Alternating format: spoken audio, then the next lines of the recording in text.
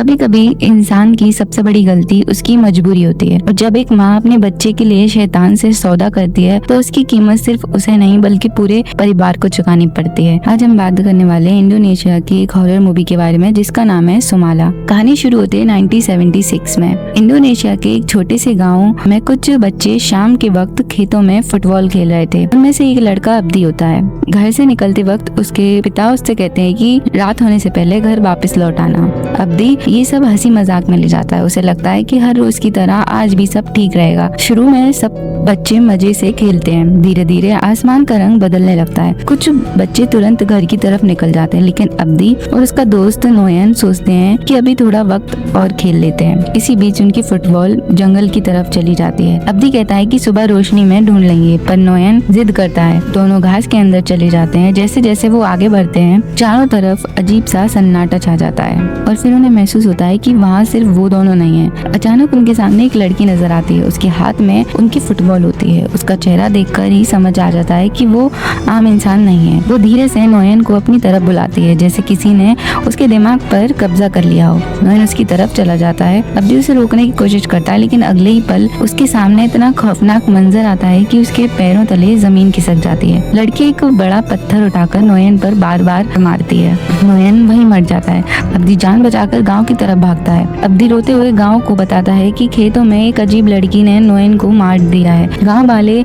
मशाल लेकर खेतों की तरफ जाते हैं, लेकिन वहाँ कोई लड़की नहीं मिलती। कुछ देर बाद नदी के पास उन्हें नोयन की लाश मिल जाती है। अगले दिन नोयन का पिता गुस्से में अब्दी पर ही इल्जाम लगा देता है। उसका मानना होता है कि अब्दी झूठ बोल रहा है। इसी बहस के दौरान गाँव के बुजुर्ग मास्टर सिंगाई आगे आते हैं। वो शांत आवाज में कहते हैं अब्दी झूठ नहीं बोल रहा है, नोयन को सुमाला ने मारा है। गाँव में सन्नाटा छा जाता है। सब एक ही सवाल पूछते हैं, ये सुमाला कौन है? मास्टर सिंगाई गहरी सांस लेकर कहते हैं इस सवाल का जवाब आज से लगभग 30 साल पुरानी कहानी में छुपा है। यहीं से असली कहानी शुरू होती है। 1947 गांव का सबसे अमीर जमींदार सुजीमान और उसकी पत्नी सुहानी सालों से एक ही दर्द लेकर जी रहे होते हैं। दादी को कई साल हो चुके हैं, लेकिन उनके घर में कोई बच्चा नहीं है। इसी वजह से रिश्तेदार रोज उनका मजाक उड़ाते हैं। सुजीमान का चाचा उसकी जमीन पर नजर रखता है। उसे पूरा यकीन है कि अगर सुजीमान को कोई बारिश नहीं हुआ पूरी प्रॉपर्टी उसके हाथ लग जाएगी। रोज रोज की बेइज्जती और बारिश ना होने का डर धीरे धीरे सुहानी को तोड़ने लगता है। एक दिन उसे पता चलता है कि जंगल के उस पार एक औरत रहती है, जिसके बारे में लोग कहते हैं कि वो काले जादू से लोगों की मन्नत पूरी करती है। मजबूरी में सुहानी उसके पास जाने का फैसला करती है। सुहानी के दिल में अब सिर्फ एक बात चल रही थी, चाहे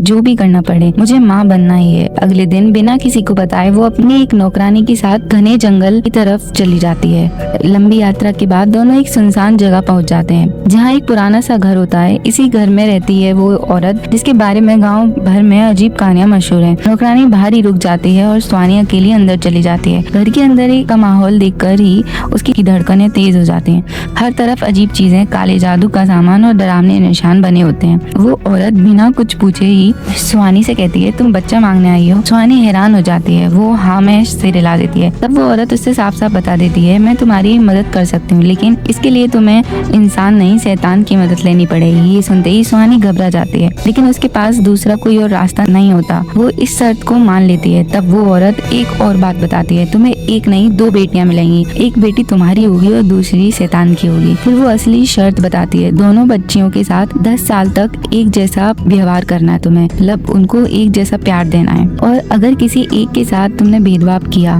तो इसका अंजाम सिर्फ तुम नहीं तुम्हारा पूरा परिवार भुगतेगा। मजबूरी में सुहानी इस सौदे के लिए हाँ कर देती। उस रात एक खौफनाक रिचुअल शुरू होता है। मोमबत्तियां जलती हैं, अजीब मंत्र गूंजने लगते हैं और सुहानी को एक काला लिक्विड पिलाया जाता है। कुछ ही पलों में उसकी बॉडी अजीब तरह से रिएक्ट करने लग जाती है। उसे लगता है जैसे कोई अनजानी ताकत उसके अंदर घुस चुकी हो। रिचुअल खत्म होने के बाद वो औरत बस इतना कहती है 2 महीने के अंदर तुम माँ बन जाओगी। और वैसे ही होता है। डॉक्टर चेकअप करता है और बताता है कि सुहानी प्रेग्नेंट है, सिर्फ एक नहीं जुड़वा बच्चियों की। इसके पेट में जुड़वा बच्चियां हैं। ये खबर सुनकर सुजीमान की खुशी का कोई ठिकाना नहीं होता। उसे लगता है कि उसकी जिंदगी की सबसे बड़ी कमी अब पूरी होने वाली है। पूरे गाँव में खुशियाँ मनाई जाती है, लेकिन किसी को ये नहीं पता होता कि इस खुशी की बुनियाद एक शैतान के सौदे पर टिकी हुई है। कई महीने बाद डिलीवरी का दिन आ जाता है। बाहर तेज बारिश हो रही होती है, बिजली अचानक चमक रही होती है और रात बिल्कुल सन्नाटे से भरी होती है। लेबर पेन के दौरान सुहानी को एक अजीब सा साया नजर आता है, जैसे कोई उस कमरे में मौजूद हो। फिर पहली बच्ची पैदा होती है, लेकिन वो बिल्कुल भी नहीं रोती। सबको लगता है कि बच्ची पैदा होते ही मर चुकी है।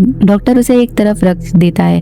थोड़ी देर बाद दूसरी बच्ची पैदा होती है, लेकिन उसका चेहरा देखते ही कमरे का माहौल बदल जाता है। वो बच्ची आम बच्चों जैसी नहीं दिखती। उसका रूप इतना डरावना होता है कि सुजीमान का गुस्सा फूट पड़ता है। उसे लगता है कि ये कोई इंसान नहीं बल्कि श्राप है। बिना कुछ सोचे वो उस बच्ची को मार देता है। उसे जरा भी अंदाजा नहीं होता कि उसने उसी पल शैतान के साथ हुआ वादा तोड़ दिया है और इसी गलती की वजह से उसके पूरे परिवार की बर्बादी शुरू हो जाती है। उसी वक्त एक और अजीब चमत्कार होता है। जो पहली बच्ची कुछ देर पहले मरी हुई लग रही थी, वो अचानक सांस लेने लगती है और जोर जोर से रोने लगती है। डॉक्टर हैरान रह जाता है। सुजीमान इसे किसी चमत्कार से कम नहीं समझता। उस बच्ची का नाम रखा जाता है कुमाला, लेकिन उसे बिल्कुल अंदाजा नहीं कि जिस बच्ची को उसने मार दिया था उसका नाम था सुमाला। और कहानी अभी सिर्फ शुरू ही हुई है। टाइम धीरे धीरे बीत चुका था और अब कुमाला लगभग 5 साल की हो चुकी थी, लेकिन बचपन से ही उसकी लाइफ नॉर्मल नहीं थी। उसकी बॉडी का एक हिस्सा प्रॉपर्ली काम नहीं करता था, जिसकी वजह से उसे चलने में प्रॉब्लम होती थी। इसी वजह से सुजीमान कभी भी उसे दिल से एक्सेप्ट नहीं कर पाया। उसके लिए कुमाला एक बेटी कम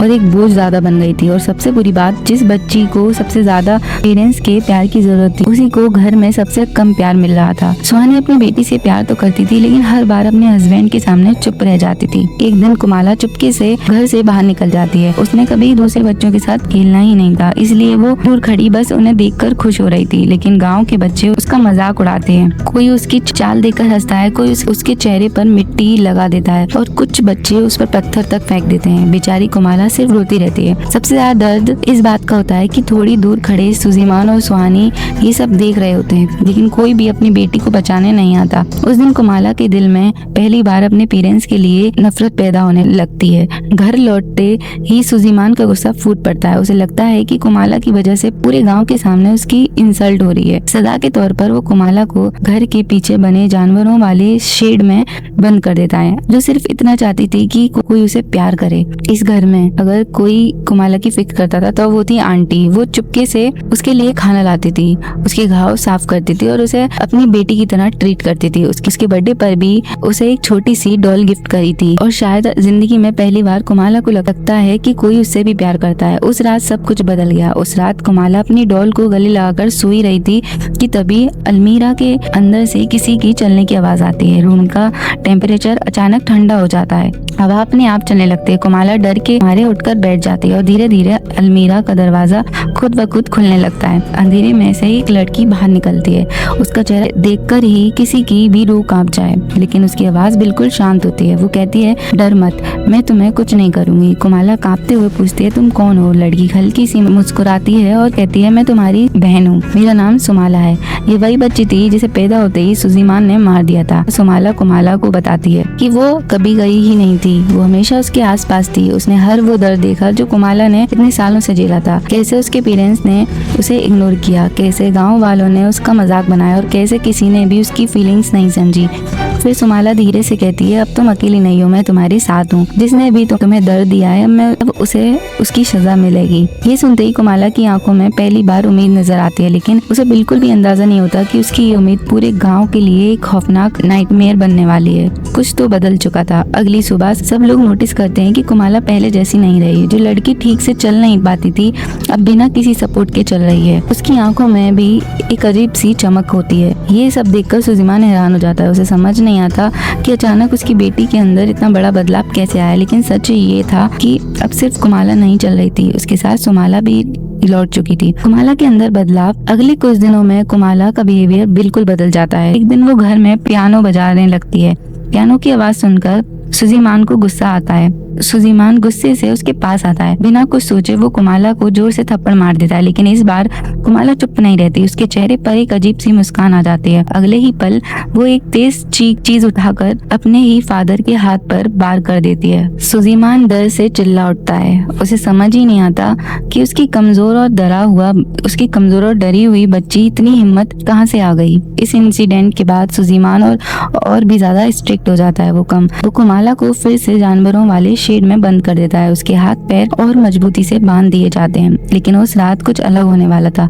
अंधेरा होते ही सुमाला का असर और पावरफुल हो जाता है। कुमाला धीरे धीरे अपनी रस्सी तोड़ देती है और बिना किसी आवाज के शेड से बाहर निकल जाती है। बदला शुरू हो चुका था। गांव के वही कुछ लड़के जिन्होंने कुमाला को रोज जलील किया था, अब एक एक करके गायब होने लगते हैं। किसी की लाश कुएं के पास मिलती है, किसी की जंगल में और किसी की खेतों के बीच। पूरा गांव डर से भर जाता है। सब लोग समझ नहीं पा रहे थे कि एक ही के बाद एक बच्चे कौन मारा है, लेकिन ऑडियंस को पता होता है कि ये सिर्फ कुमाला नहीं बल्कि सुमाला का बदला है। वो उन्हीं लोगों को निशाना बना रही होती है जिन्होंने कुमाला को बचपन में परेशान किया था। एक दिन सुहानी अपनी बेटी मिरर के सामने देखती है। मिरर में उसे कुमाला नहीं बल्कि सुमाला नजर आती है। उसी पल उसे सालों पहले वाली डील याद आ जाती है। उसे समझ आ जाता है कि ये सब उसी की गलती की वजह से हो रहा है। वो तुरंत उस औरत को ढूंढने निकलती है जिसने उसे शैतान के साथ डील करवाई थी। लेकिन वहाँ पहुंचकर उसे पता चलता है कि उस औरत की मौत काफी पहले हो चुकी है। अब उसकी मदद करने वाला कोई नहीं था। सुजीमान को सच पता चलता है। आखिरकार सुहानी सुजीमान को पूरा सच बता देती है कि कुमाला और सुमाला का जन्म कैसे हुआ था और पैदा होते ही उसने किस बच्ची को मार दिया था। ये सब सुनकर सुजीमान के पैरों तले जमीन खिसक जाती है। उसे पहली बार अपनी सबसे बड़ी गलती का एहसास होता है, लेकिन अब बहुत देर हो चुकी थी। आखिरी रात एक तांत्रिक सुजीमान को बताता है कि अगर सुमाला को नहीं रोका गया तो वो सबको मार देगी। तांत्रिक उसे एक खास चाकू देता है और कहता है अगर रिचुअल पॉसिबल ना हो तो इस चाकू से सुमाला को खत्म करना होगा। लेकिन प्रॉब्लम ये थी कि सुमाला और कुमाला एक ही बॉडी शेयर कर रही थी। मतलब सुमाला को मारने का मतलब कुमाला की जान भी खतरे में डालना था। उस रात सुमाला घर लौट आती है। सबसे पहले वो घर के नौकर को मार देती है। उसके बाद वो सुहानी के सामने पहुंचती है। सुहानी रोते हुए अपनी दोनों बेटियों से माफी मांगने लगती है।